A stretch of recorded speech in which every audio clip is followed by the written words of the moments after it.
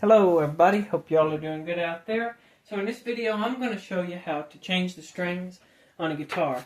I blew a string out on this one the other day, so I got some more here. These are D'Addario's 8020 bronze.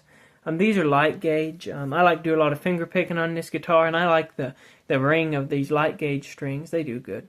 Phosphor bronze is also a good kind of string that I put on there sometimes, but these are good strings here, so you'll need your pack of strings, of course. And I'll show you how I generally go about it. There are, of course, many different ways to go about this, and I got no idea which is the absolute best way, but I know this way works good. So there are a few ways you can go about it. You can either take all 6 strings off at once and start from right there and put them all on, or you can go ahead and you can just take one off at a time and replace it. If this is your first time doing it, I highly recommend doing one string at a time. I need to give this guitar a good cleaning, and I'm going to put some lemon oil on the fretboard and such. So on this one, I'm going to go ahead and take all the strings off. Now, there are a few specialty tools you'll see used sometimes, like this tool right here, which is to, make it quicker as you unthread the strings. This is not necessary. It can be an aid because it can speed it up a little bit, but in no means whatsoever is this actually necessary. So if you don't have one of these, don't worry about it. And a lot of times I'll change strings and I'll never even pull it out, but I thought I would for this video just to show y'all how it works. It just fits right on there, and it just makes it a little quicker unwinding it. Another big tip I can give y'all when you go to do this is make absolutely sure that let me get this out of there. You need to make sure that you got 6 new strings in your packet here. I've never got one that had 5 strings or 4 strings in it, but it's always something to make sure check out. Make sure you do have replacements.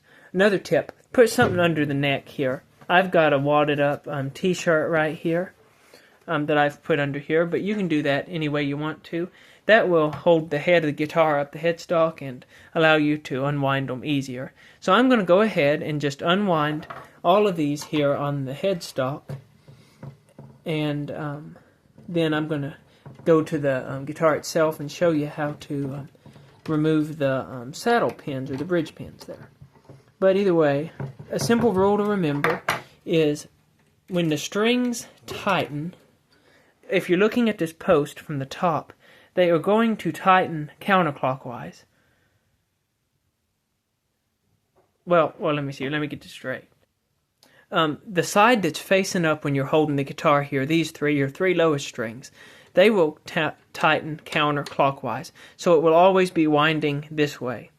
These other 3 are going to tighten clockwise. So counterclockwise on this end and clockwise on that side. I'll show you that here in just a little bit. But what you always want to see is as you tighten it, the string will always be winding from the inside rather than the outside as it goes around. So what I mean by that is it's going to come around it like this rather than coming around it like this, if that makes sense. You'll be coming from the inside around, and this will apply to both sides.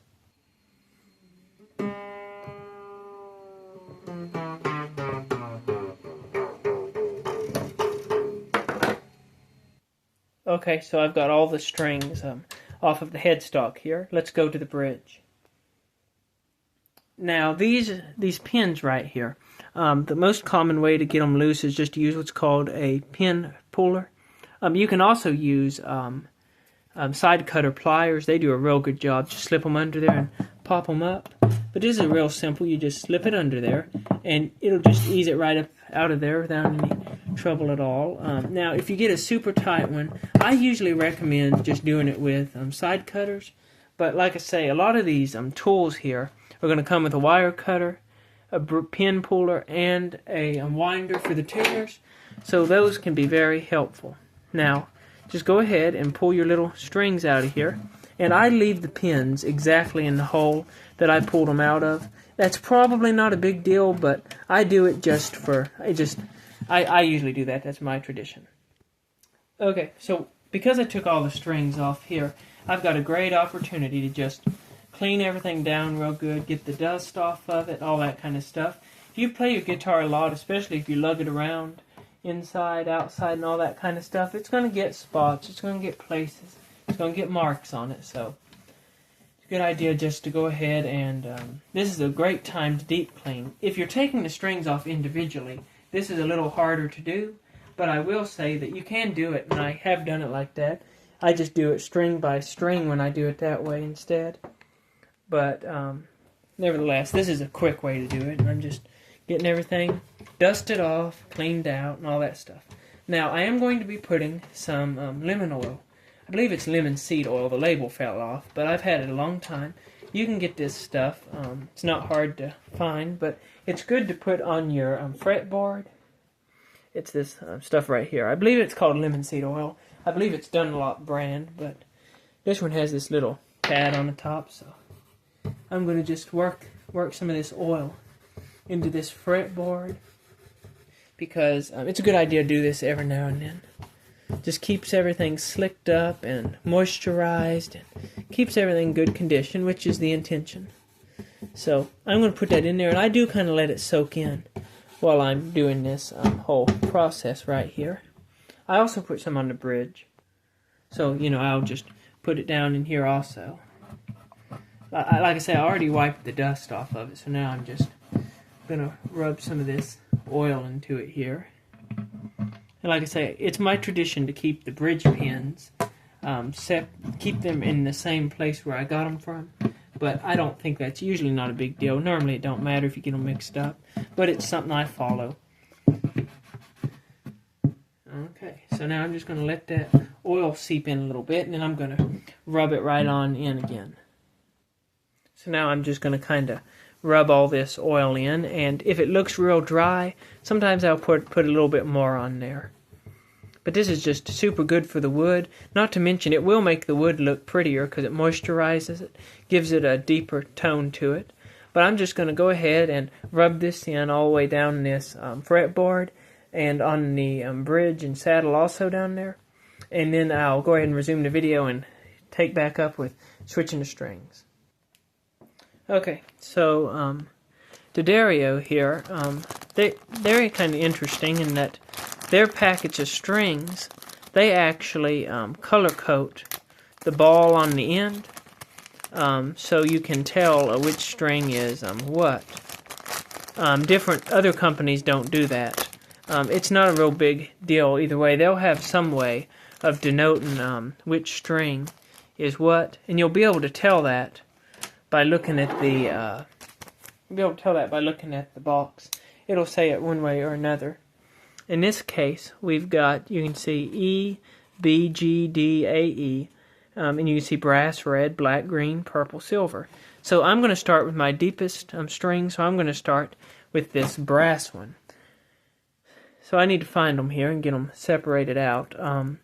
D'Addario normally winds each two together, so there'll be 3 sets. So go ahead and just unravel both strings.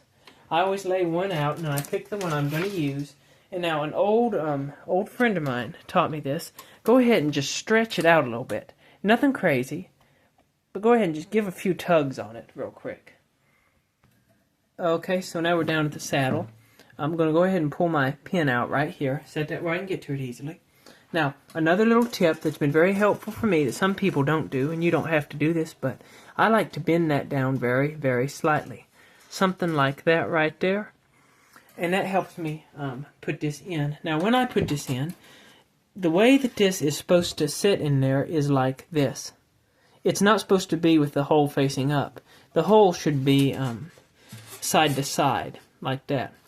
So the way you do this is to go ahead and just take your ball end, because that's what the name of this, and just lay it right down in your little hole here. And you'll take your ridge, and it's going to face toward the string.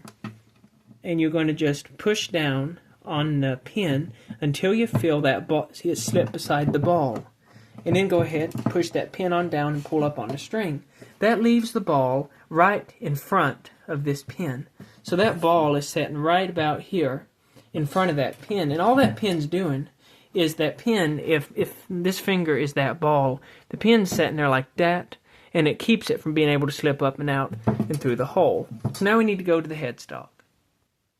Now there are some different methods of how to attach this string to the headstock. Some people simply wind it on there, which seems like a lot of actual guitar manufacturers do, which I reckon works. But this is the way that I've always done it, and I've had good success with this. It's not the prettiest, but it works really well. So what I do here is I begin by rotating it so that it's going to come in at an angle something like that, if that makes sense.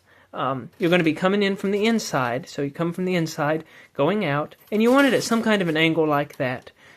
It's not the biggest deal in the world. Something like that would be okay too, but I normally go something like that. Now you'll want enough string. I like to pull out about that much string right here. I pull the string over to the other side. So if I'm on a tuner on the top, I go to the bottom.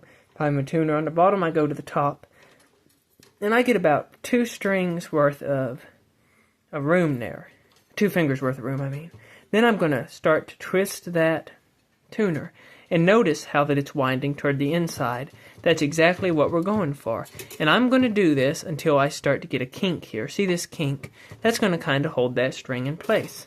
Now you're going to take the string and you're going to come around the back and you're going to slip under the string just like this. And I'm just going to pull that tight. And now I'm going to pull this up like this. Okay? Now I'm going to put my finger right here and hold it. Just hold it steady. And I'm just going to begin to wind this up. And as I do this, that is going to trap that string in there as I wind this up. And this isn't the prettiest.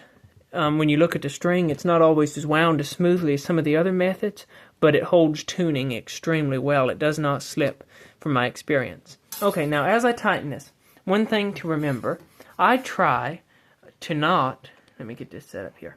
I try to apply some downward pressure right here.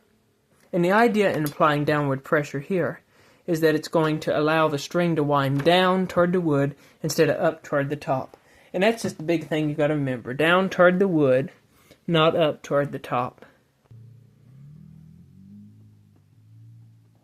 Okay, so I'm getting some tension on there. That's all I'm going to do right now until I get all the strings on here. Down here at the bridge, it's a good idea after you do that, just go ahead and push that pin, make sure it's set good.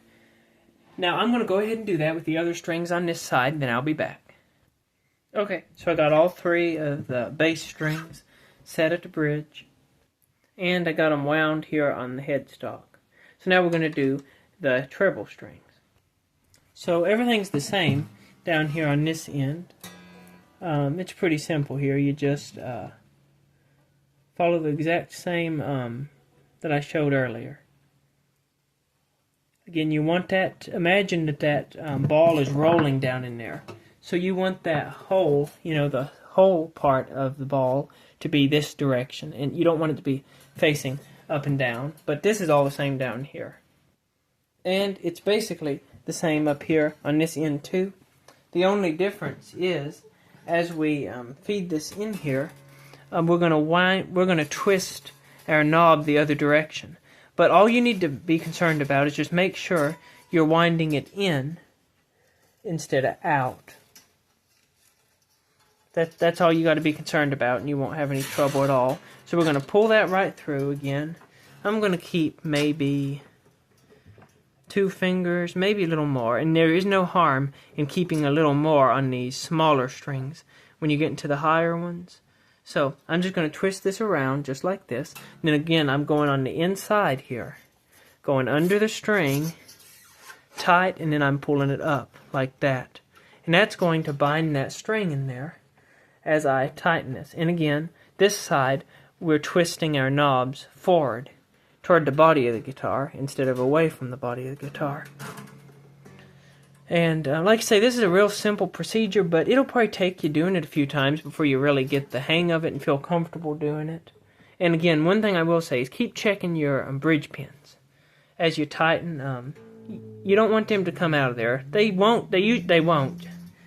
But it's still a good idea to check them and just press down on them and make sure they look good. So that's all there is to that. So I'm going to go ahead and put these other 2 on, then I'll be right back. Okay, so now I've got all the strings routed. At this point, I go ahead and tune up roughly. You know, y'all can either do this by getting you a tuner, and you all need to look up, of course, about how you ought to tune. I'm assuming y'all know that. You know, EAD, GBE is general tuning. Anyways, you're going to need to tune these up to that. Take her slow and easy. Just tighten them up till it's the right pitch. Pretty simple. You could also do it through an app on your phone or whatever, but these tuners are probably the best route of going about it. Once you get it about tuned up, it don't have to be perfect, but it needs to be pretty close. At this point, I go ahead and I cut these strings off. Now, there's different ways, different theories about how to go about this, but nevertheless, you can cut them off. You can cut them off real short. You can cut them off longer. I like to cut them off, and sometimes I'll take my pair of pliers, like these needle noses, whatever, and then just bend the top down so I know it won't snag me. And that's a good practice. But right now, I'm cutting them down to get them out of the way because it's time to tune it on up. Now, it can take a little bit to get it all tuned up, but just take it slow and go note by note. And now, there's always the rare possibility that a string might snap, so don't hold your head down right in front of the strings as you do this. But yeah, EAD, going from lowest to highest, EAD, G, B, E. Now, you should expect the strings to settle some. After the first 2 or 3 days, they'll be really, really stable, but for the first few times, you'll have to retune pretty regularly.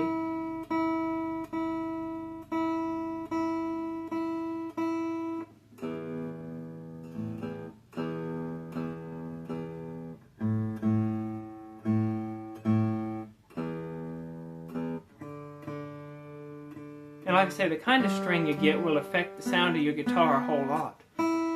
These should be a pretty bright string.